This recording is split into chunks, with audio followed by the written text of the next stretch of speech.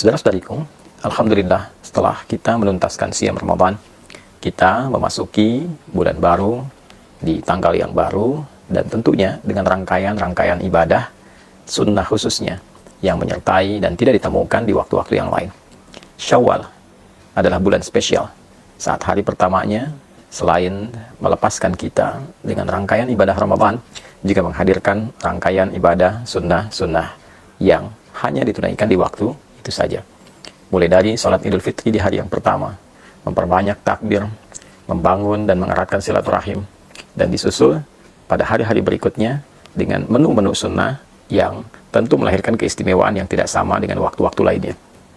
Alhamdulillah, ada satu informasi penting yang disampaikan oleh sahabat Abu Ayyub Al-Ansari radhiyallahu ta'ala anhu, yang informasi ini dirangkum oleh Imam Muslim rahimahullah dalam kitab beliau Sahih Muslim nomor hadis 1164.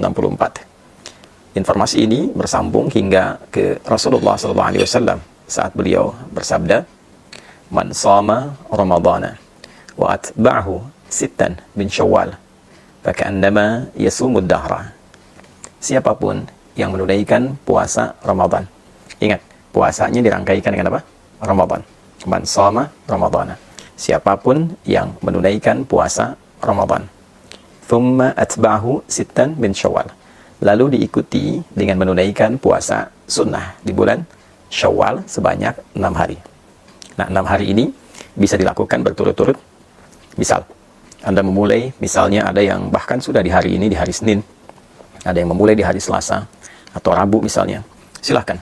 Bisa dilakukan berturut-turut. Kalau Anda mulai di hari Senin, saat ini sudah dilakukan misalnya, alhamdulillah, maka Senin, Selasa, Rabu, Kamis, Jumat, Sabtu. Ada yang melakukan di hari Selasa misalnya, ya, bisa Anda lakukan di Selasa, Rabu, Kamis, Jumat, Sabtu, Ahad. Ini yang berturut-turut.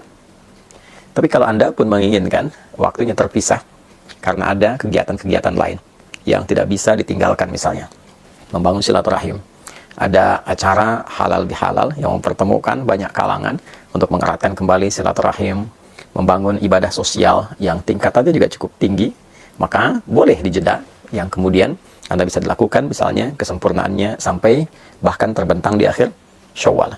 Jadi jika Anda memulai misal di tanggal yang ketiga, maka 3, 4, 5. Saat tanggal 5 ini misalnya ada satu undangan khusus yang tidak bisa Anda hindari, dan untuk menghormati itu ada hidangan-hidangan yang dapat dinikmati bersama. Maka Anda bisa jeda dulu, lalu Anda lanjutkan di tanggal yang berikutnya. 5 misalnya jeda, 6, 7, 8 dan seterusnya sampai 6 hari. Atau juga mungkin di sela-sela itu ada yang terjeda, ya, yang penting Anda mengambil, tidak harus berurutan, ya, berurutan tadi dilakukan baik, tidak berurutan pun tidak ada masalah. 6 hari itu jika bisa dilakukan, maka faka'annama yasumu ad-dahra. Maka seakan-akan orang yang menyempurnakan puasa Ramadan ditambah dengan 6 hari di bulan Syawal itu, faka'annama yasumud dahra, seakan-akan dia menyempurnakan puasa sepanjang tahun. Ada sebagian ulama yang melogikakan dengan menghitung dengan pendekatan jika kita menunaikan puasa di bulan Ramadan selama sebulan, baik 29 ataupun 30 hari, dikalikan setiap harinya 10 kebaikan.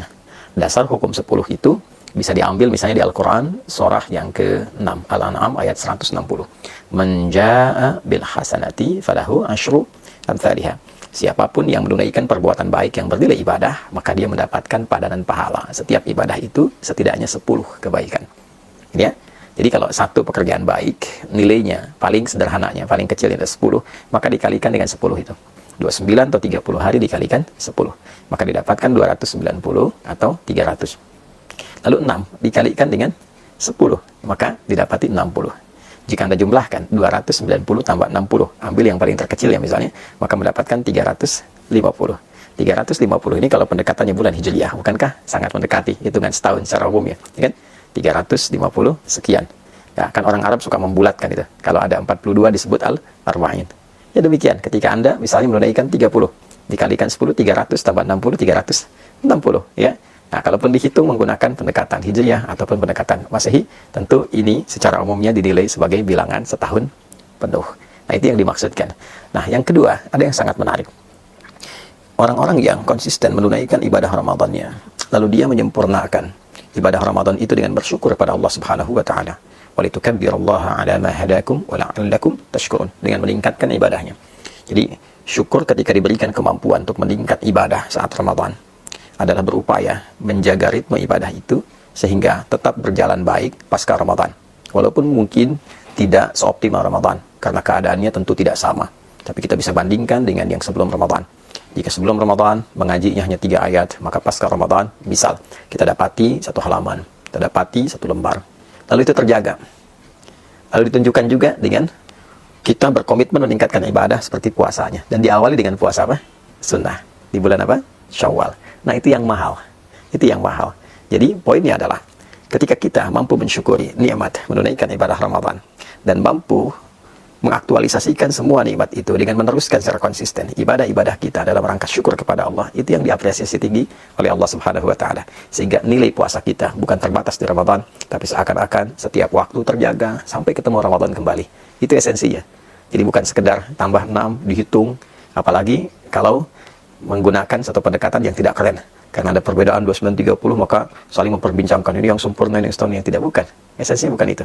Esensinya bagaimana kita bisa menjaga spirit Ramadan kita sehingga berlangsung secara kontinu sampai dengan akhir di bulan Ramadan itu, terus berlanjut 11 bulan berikutnya sehingga terjaga kondisi spiritualitas kita seakan-akan kita dalam kondisi puasa selama setahun. Itu poinnya, ya. Jadi memahami makna secara real, memahami lafzi tadi, memahami makna secara kontekstual. Ada yang tekstual, ada yang kontekstual. Kalau kita padukan keduanya, secara tekstual pahalanya seakan-akan didapati selama setahun. Secara kontekstual dia terjaga selama setahun dengan spirit puasanya. Dia meningkat ibadah, dia menghindari dosa sampai dia bertemu Ramadan berikutnya. Kalau mampu dilakukan seperti itu, maka ada kebanggaan saat dia pulang menghadap Allah Subhanahu wa Ta'ala. Lis-shaimi farhatani. Ada 2 kebahagiaan, kebanggaan bagi orang yang telah menunaikan puasa. Farhatun 'inda yuftir. Maka kebahagiaan pertama ketika dia tengah berbuka, saat dia puncaknya memasuki Idul Fitri. Dan yang kedua, saat ia menghadap kepada Rabbnya, membawa pahala puasanya karena berhasil menaklukkan nafsunya dan berhasil menjaga ritme puasanya dalam kondisi spiritual yang baik sampai di ujung wafatnya. Semoga kita semua digolongkan pada golongan-golongan terbaik yang mampu menjaga ritme ibadah kita pasca Ramadan, meningkatkan kemampuan terbaik kita dalam mengabdi kepada Allah dimulai di bulan Syawal ini, dan insya Allah wafat dalam keadaan husnul khatimah. Adi Hidayat. Assalamualaikum warahmatullahi wabarakatuh.